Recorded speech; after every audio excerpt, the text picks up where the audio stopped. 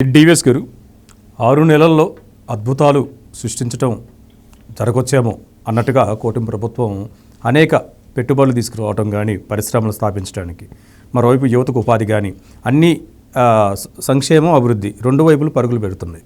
ఏపీలో చూసుకుంటే గుంతలు పూడుస్తున్నారు, మొత్తం రోడ్లు మొత్తం రేపు వచ్చే సంక్రాంతికలు పూర్తి కావాలని చెప్పి ఎంతో యుద్ధ ప్రాతిపదికన డెవలప్మెంట్ని ముందుకు తీసుకెళ్తున్న పరిస్థితిలో ఉన్న 60 నెలలు పాలించి అసలు మొత్తం టోటల్గా ఒట్టిపోయే విధంగా ఆంధ్రప్రదేశ్ని మార్చి ఇంకా 6 నెలల ప్రభుత్వం పైన ఇంకా యుద్ధం చేస్తానంటాడు జగన్మోహన్ రెడ్డి. దీన్ని ఎలా చూడాలంటారు?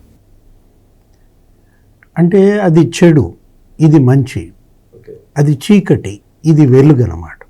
అది రాక్షస స్వామ్యం, ఇది బాధిత స్వామ్యం. అక్కడ రాక్షసులే రాజులుగా చలామణి అయిపోయారు, ఇక్కడ బాధితులే రాజులయ్యారు. ఏది ఇవాళ ముఖ్యమంత్రి బాధితుడు, ఉప ముఖ్యమంత్రి బాధితుడు, స్పీకర్ బాధితుడు, డిప్యూటీ స్పీకర్ బాధితుడు, అసలు శాసనసభే బాధితుల సభ. బాధితులంతా ఏరి కోరి ఈ ప్రభుత్వాన్ని తెచ్చుకున్నారు వాళ్ళకి న్యాయం చేయమని. ఎందుకంటే ఇవాళ వీళ్ళపైన బాధ్యత, బృహత్తర బాధ్యత పెట్టారు. కరెక్ట్గా రేపటికి 6 నెలలు అవుతాం. ముఖ్యమంత్రిగా చంద్రబాబు, ఉప ముఖ్యమంత్రిగా పవన్ కళ్యాణ్, ఆ క్యాబినెట్ ఏర్పడి ప్రమాణ స్వీకారం చేసి 6 నెలలు అవుతున్న దీంట్లో ఇవాళ కంపారిజన్ ఏంటి? ఆంధ్రప్రదేశ్ ఊపిరి పీల్చుకొని 6 నెలలు అయింది. ఆంధ్రప్రదేశ్ ఈ సైతాన్ సైన్యం చెర నుంచి బయటపడి 6 నెలలు అవుతుంది అన్నమాట. ఏంటి అప్పుడు జరిగిన అన్యాయం ఏంటి, అరాచకం ఏంటి, ఇప్పుడు జరిగిన న్యాయం ఏంటి అనేది కంపారిజన్ చర్చల్లో మన కళ్ళ ముందే కనపడుతోంది.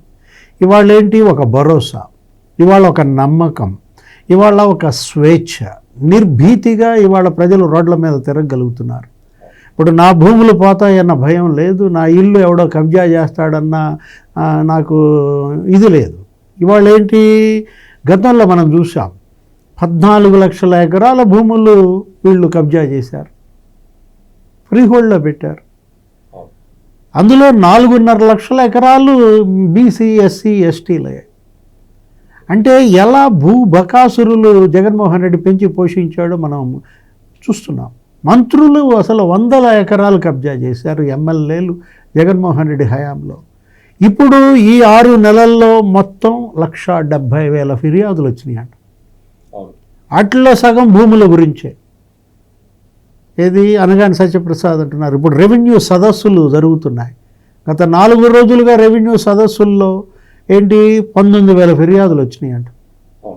నా ఆధార్ తప్పుబడిందనో, నా పేరు తప్పుబడిందనో, నా భూమి అడంగల్ అది నంబర్ మారిందనో. ఎందుకంటే ఇవాళ జగన్మోహన్ రెడ్డి జగనన్న భూరక్ష అని పెట్టి భూములన్నీ భక్షించిన పరిస్థితి. సర్వేరాళ్ళు అటుపైన జగన్ బొమ్మలు, పాస్ పుస్తకాలపైన జగన్ బొమ్మలు విసిగి వేశారు కదా జగన్మోహన్ రెడ్డిని. వాళ్ళ ఆయన పార్టీని భూస్థాపితం చేసింది. 151 సీట్లలో గెలిపించింది వాళ్లే, 11 సీట్లలో నెలకేసి తొక్కింది వాళ్లే. అంటే అది ప్రజాశక్తి. ఇవాళ మనం మసూదన్ రెడ్డి గారు చెప్పారు ఏంటి? ఉపాధి, పెద్ద ఎత్తున పెట్టుబడులు రాబడుతున్నారు. ఇవాళ పరిశ్రమలన్నీ వాళ్ళ ఆంధ్రప్రదేశ్ వైపు చూస్తున్నాయి. జగన్ హయాంలో ఆంధ్రప్రదేశ్ పట్టభద్రుల్లో నిరుద్యోగిత 30%, గ్రాడ్యుయేట్స్లో అన్ఎంప్లాయ్మెంట్ జగన్ హయాంలో 30%, జాతీయ సగటు 14%.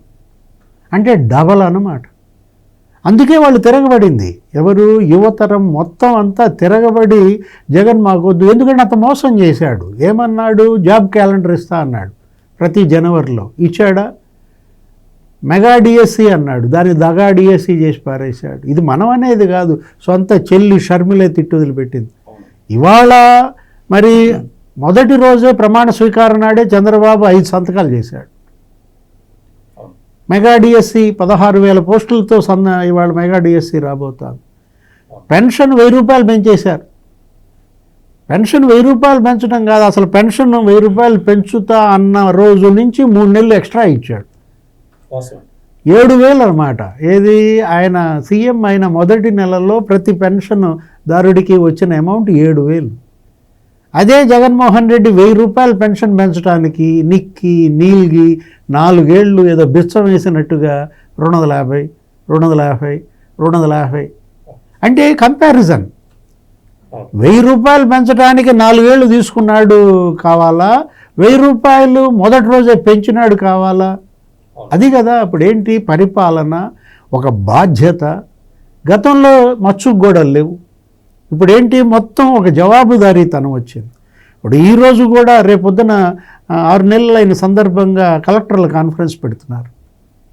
జగన్ హయాంలో కలెక్టర్ల కాన్ఫరెన్స్ ఎలా జరిగాయి, ఇప్పుడు కలెక్టర్ల కాన్ఫరెన్స్ ఎలా జరుగుతుంది?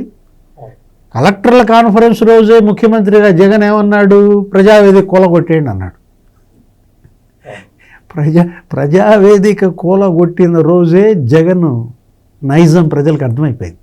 ఇతను కట్టుబడి కాదు వచ్చింది, ఇతను కూలగొట్టడానికే వచ్చాడు. అది మొత్తం ఆంధ్రప్రదేశ్ని నిట్ట నిలువున కూలగొట్టాడు. ఈరోజు మళ్ళా ఇటుక పేర్చి మళ్ళా కట్టుబడి ప్రారంభమైంది. అమరావతిని జగన్మోహన్ రెడ్డి చంపాలని చూశాడు. ఇప్పుడు ఇవాళ అమరావతిలో కన్స్ట్రక్షన్ బిగిన్ అయింది. ఈరోజు 11,000 కోట్లతో పన్నులకు ఆమోదం క్యాబినెట్ ఇచ్చిన పరిస్థితి.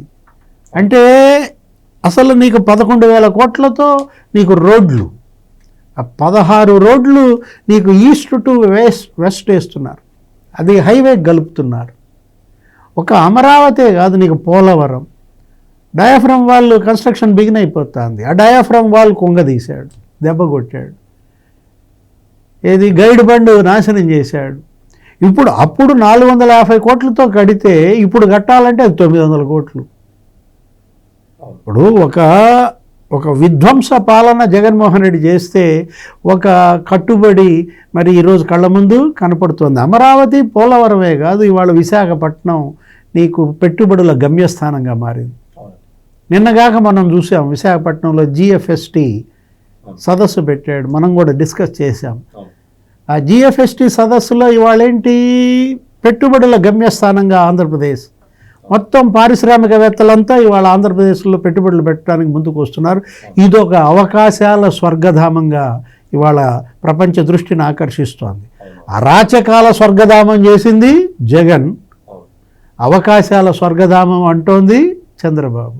అవునండి డివిఎస్ గారు, మెటల్ ఇక్కడ స్టీల్ ప్లాంట్ పెట్టాలని చూస్తుంటే ఒరిస్సాలో ఎక్కడో బాగుంటుంది, పక్క రాష్ట్రాలకు వెళ్ళిపోమని చెప్పి ఈయన సలహా చెప్తాడు జగన్మోహన్ రెడ్డి గారు. అసలు ఒకవైపు ప్రజలు నీకు మ్యాండేటరీ ఇచ్చారు, నీ కెపాసిటీ ఇంతేనని చెప్పేట్టుగా నువ్వు చేసిన 60 నెలల పాలన చాలు, ఇది నీ ప్లేస్ అని చెప్పి 11 స్థానాలు కూర్చోబెట్టారు. అదే అలా కూర్చోబెట్టారని అక్కస్తోనేనా ఈ పరిశ్రమలు కూడా ఒక రాష్ట్రాలు పంపించడానికి ప్రయత్నాలు చేస్తున్నాడు, ధర్నాలు రేపమాపో ధర్నాలు అంటున్నాడు. అంటే అతను కక్ష, జగన్మోహన్ రెడ్డి అతనేంటి కక్ష సాధింపు, ఆయన నైజ గుణం, ఆయన బ్లడ్లోనే కక్ష ఉంటుందన్నమాట. అంటే ఏంటి, తనను ఓడించారనే కక్ష ఇవాళ ప్రజలపై తీర్చుకుంటున్నాడు. ఇంతకు ముందేమో ప్రతిపక్షాల మీద కక్ష తీర్చుకున్నాడు, ప్రజా సంఘాల మీద కక్ష తీర్చుకున్నాడు. ఇప్పుడు ఏం చేస్తున్నాడు, నన్ను ఓడించారు కదా ఈ ప్రజలు, ఈ రాష్ట్రం మీదే పగబట్టాడు.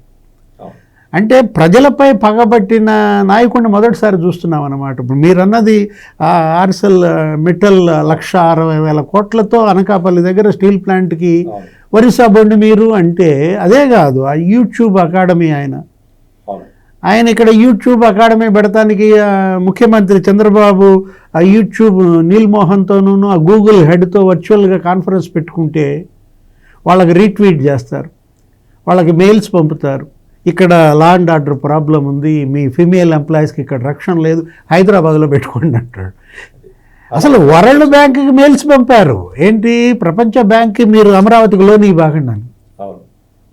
అతను ఏదో రకంగా ఈ అమరావతి బాగుపడకూడదు, ఆంధ్రప్రదేశ్ నిలబడకూడదు, ఈ ప్రజలు సంతోషంగా ఉండకూడదు.